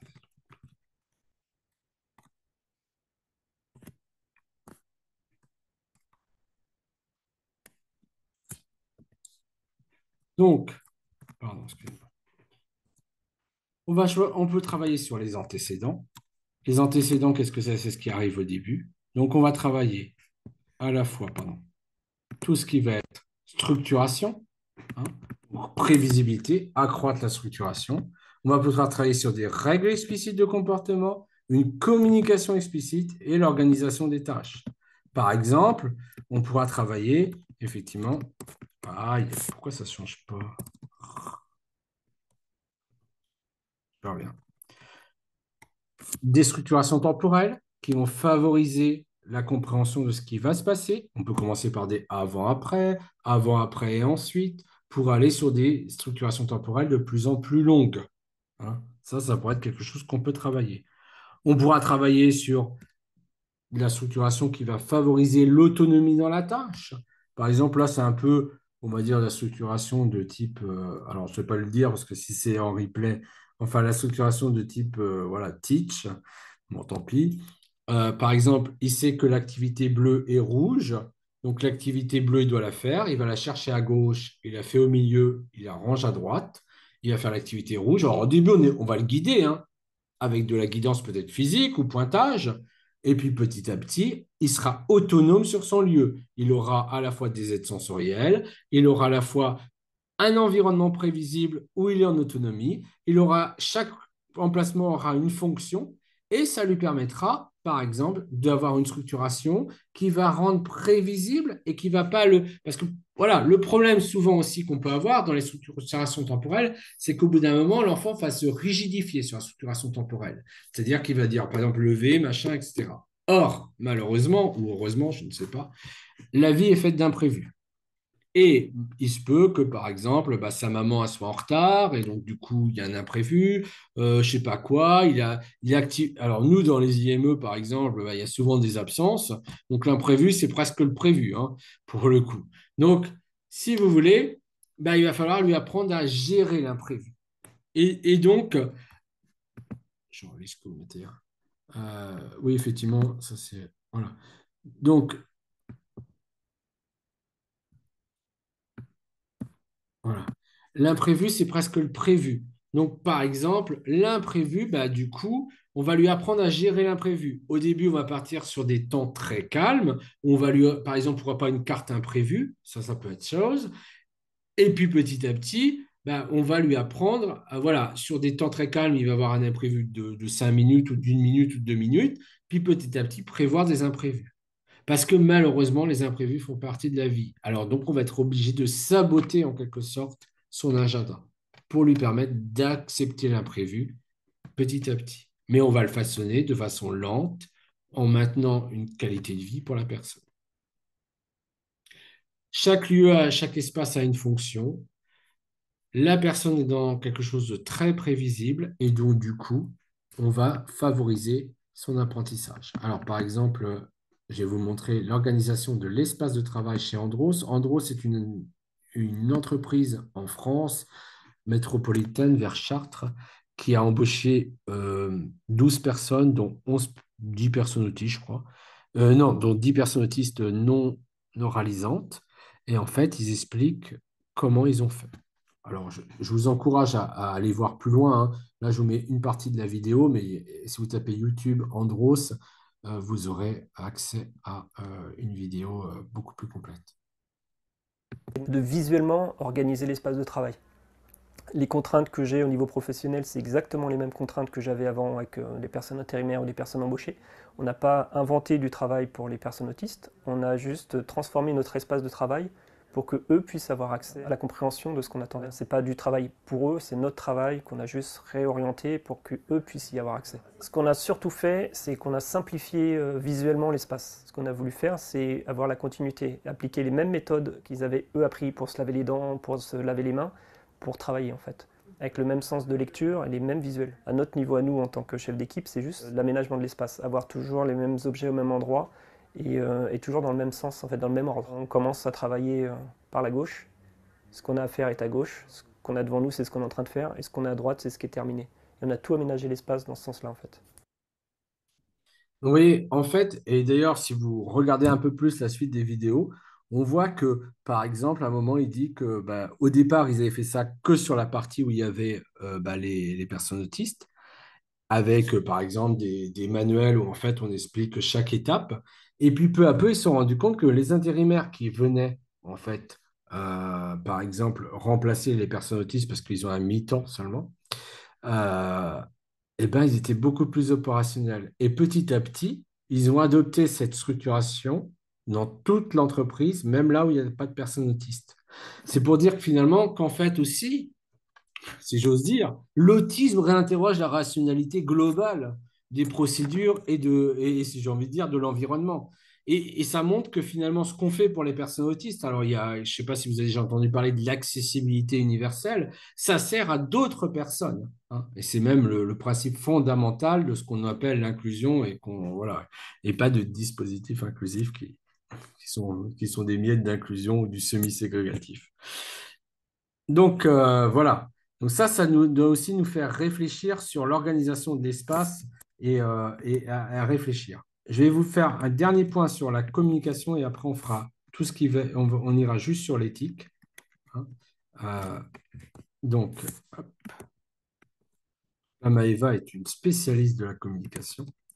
Donc, comme je vous disais, un problème qu'on va rencontrer notamment chez les personnes autistes, hein, c'est tout ce qui va être communication. Comme je vous dis, si vous ne savez pas communiquer, bah forcément, si vous n'arrivez pas à communiquer avec votre environnement parce que vous n'avez pas de communication orale, bah vous aurez des difficultés à communiquer. Alors, il y a différents systèmes. On a par exemple le PECS, le Makaton. Le PECS, qu'est-ce que c'est? Alors, ouais, je ne sais pas si je dis ça, je sens que je vais avoir Pyramide France qui va me hurler dessus. Mais bon, le PECS, c'est beaucoup de demandes. En fait, l'idée, c'est que souvent, dans le PECS, on va faire des demandes. C'est-à-dire qu'on va échanger un pictogramme contre un objet. Mais c'est vrai qu'au départ, j'ai envie de dire, les choses les plus importantes à travailler, c'est quoi? C'est le pointage. Hein, je vous dis au début, il prend votre bras, mais idéalement, vous allez lui apprendre à pointer. Alors, par exemple, imaginons que sur du café, il le touche, il obtient le café. Il le touche, il obtient le café. Petit à petit, vous faites un pointage de plus en plus précis parce que vous ne savez pas s'il demande le café ou, je ne sais pas moi, le bonbon à côté. Et avec, par exemple, des petites bulles, des petites gommettes rouges pour qu'il puisse bien viser pour qu'il puisse déjà pointer dans son environnement. Déjà, imaginez pouvoir dire que je veux ça et pas je veux ça pour éviter de taper ou de grimper, bah, c'est déjà quelque chose. Idéalement, après, on travaille tout ce qui va être attention conjointe, le fait de regarder au même endroit, au même instant, parce que le problème, souvent, on parle d'autodétermination, mais le gamin, vous lui mettez deux pictos, il ne regarde même pas, il en pousse un. Hein, c'est souvent ça la réalité de certaines personnes autistes. Donc, l'attention conjointe, l'imitation, et après aussi en même temps, parallèlement, vous pouvez travailler des systèmes de communication. PEC, ça va être un échange de pictogrammes contre des objets. Ça a des avantages parce qu'on est sur quelque chose de très méthodique. On est sur quelque chose qui est du conditionnement en fait. Mais ça a des désavantages, c'est qu'on est beaucoup sur de la demande et quasiment rien. Et puis on fait les 4 premières étapes et c'est fini en général. Voilà. Après, il y a Makaton, qui va être du multimodal, hein, qui est à la fois une sorte de langue des signes simplifiée plus des pictos. Et après, on a des systèmes qui sont plus. Alors, c'est pas parce qu'ils sont high-tech, hein, mais tout ce qui va être Pod, Snapcore, TD Snap, Proloco2Go, qui vont être plus avec beaucoup de vocabulaire. C'est évalué par rapport à l'enfant que vous avez en face. Mais en tout cas, travailler effectivement l'attention conjointe, le pointage, l'imitation, de toute façon, ce n'est pas des choses à ne pas travailler, c'est des choses qui vont être utiles pour la personne. Par contre, est-ce qu'on doit là? Il y a quelque chose qui est pas mal, qui est plutôt adapté, je dirais, au groupe, c'est tout ce qui est tableau de langage assisté. Qu'est-ce que c'est un tableau de langage assisté? C'est tout ce qui va être lié à une activité, par exemple, je ne sais pas moi, l'équitation, comme sur la droite, hein, l'équithérapie, et on va travailler du vocabulaire dédié. On va pointer soit directement les mots isolés, je ne sais pas moi. Alors imaginons que ce soit, par exemple, dans le groupe, on va mettre WC, jeu, etc., travail à table, etc., et on va l'emmener. Au début, c'est nous qui pointons, puis petit à petit, c'est lui qui pointe. Enfin, voilà. L'idée de l'avantage du tableau de langage assisté, c'est qu'il va apprendre, finalement, on va pouvoir l'utiliser, un tableau de langage assisté pour tout un groupe. Pour l'atelier cuisine, alors c'est plus destiné, on va dire, soit à l'école, mais soit plutôt, on va dire, par exemple, à des établissements type UME, FAM, MAS, enfin, ce qu'on appelle les établissements médico-sociaux. Donc ça, c'est vrai, c'est plus simple parce que quand on est 2 pour 6, c'est très compliqué d'avoir une tablette pour chaque personne. Alors, dans un monde idéal, ça serait mieux la tablette. Mais en attendant, il faut aussi parfois être pragmatique. Ça dure en 2 heures de faire à la fois le fonctionnement et les comportements. Par exemple, si on veut travailler l'attention conjointe ou le contact oculaire, il faut toujours se poser la question sur ça. Est-ce qu'on travaille, et ça doit être notre guide, on travaille le bien-être de la personne autiste, sa sécurité en premier, et ensuite, on va travailler tout ce qui va être les objectifs de la famille Et enfin, si on a le temps, si j'ose dire, les objectifs, les besoins sociétaux. C'est-à-dire que j'aurais pu vous montrer je ne vais pas vous montrer la vidéo, elle est assez longue, mais on a par exemple une personne qui va lancer des cerceaux et en fait, l'enfant dit donner cerceau et en fait, si elle ne le regarde pas, elle ne lui donne pas. Le souci là-dedans, c'est qu'on peut faire baisser les demandes. C'est un peu comme quand on rajoute le s'il te plaît. Hein, c'est pas forcément. Faut arrêter avec ce s'il te plaît. Pour des personnes autistes qui sont peu ou non réalisantes, le s'il te plaît, enfin, je veux dire, du coup, on arrive avec des gens, on leur dit qu'est-ce qu'il dit, et du coup, c'est un stimulus. Qu'est-ce qu'il dit? Il répond merci, mais c'est même pas ce que ça veut dire. Voilà. Le s'il te plaît, c'est pas important. Vaut mieux développer son langage, son lexique. De toute façon, quoi qu'il en soit, il sera pas plus vu comme une personne typique parce qu'il dit s'il te plaît en ayant de dire, je sais pas, pain s'il te plaît, quoi. Enfin, ça n'a aucun sens. Et si ça n'a pas de sens pour lui, ça ne sert à rien de le présenter. Donc, réfléchir d'abord avec le bien-être des personnes, ensuite avec les objectifs de famille et ensuite avec les besoins sociétaux. Hein. Et surtout, par exemple, ne jamais forcer. Ne jamais forcer à manger, ne jamais forcer à regarder, parce que chaque fois qu'on fait ça, si on force l'enfant ou l'adulte à manger, on induit chez la personne une expérience négative qui va être associée au repas, associée aussi à l'aliment. Et c'est le meilleur moyen d'arriver sur des troubles du comportement alimentaire encore plus importants que ceux qu'on voulait réduire. Voilà. Donc, pour finir, en conclusion, et c'est important, c'est que si l'on comprend la fonctionnement de la personne autiste qui est en face de nous, on se rend compte qu'elle est cohérente dans son référentiel et comprendre, c'est solutionner. Et s'approcher de son référentiel, c'est déjà poser des pistes d'intervention et de stratégie. Donc voilà, j'espère que je vous ai montré que la personne autiste était cohérente, qu'il fallait aller chercher pourquoi un comportement se produit et qu'il fallait garder une éthique pour pouvoir travailler ce comportement, parce qu'il y a des comportements qui sont préjudiciables pour elle et il est important de les travailler, mais qu'en tout cas, il faut toujours le faire avec éthique. Bien sûr, il y aurait besoin de plus de temps. On ne peut pas en 2 heures faire un fonctionnement et comportement, mais j'espère que j'ai déjà commencé pour une première étape à vous montrer les bases. Et après, si vous voulez, on fera un truc vraiment sur le comportemental. Mais la prochaine fois, je pensais plutôt partir sur les outils d'apprentissage. Voilà. N'hésitez pas si vous avez des questions.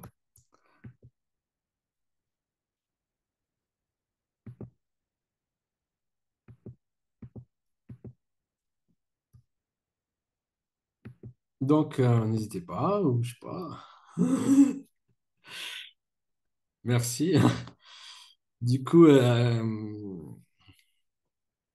n'hésitez pas. Si vous pouvez me poser des questions. Ça ne sera pas enregistré hein, si vous avez des questions. Par exemple, mon fils, il se tape. Qu'est-ce que je peux faire? Alors, bien sûr, vous voyez, se taper, ça a plein de fonctions différentes. Donc, il va falloir m'expliquer plus le contexte que me dire il se tape. Et, et c'est tout, quoi.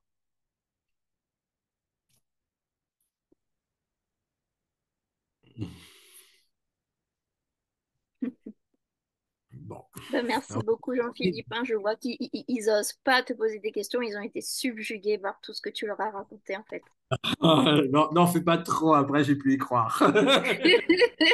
Non, mais moi, je connais la qualité. Ça fait un moment que je te regarde. Donc, si je t'avais sollicité, c'était pas pour rien.